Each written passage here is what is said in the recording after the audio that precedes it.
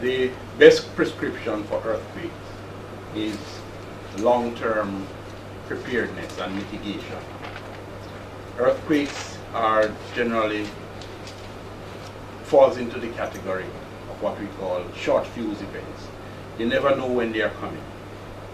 But unlike hurricane, which you can track off the coast of Africa until it arrives in the Caribbean region, you never know when an earthquake is coming.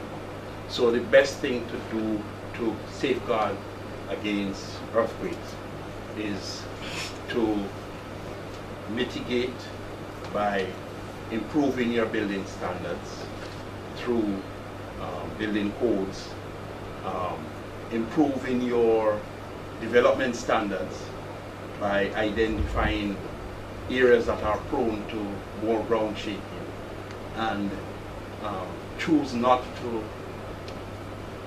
put things like critical facilities, your power stations, your hospitals in those sites.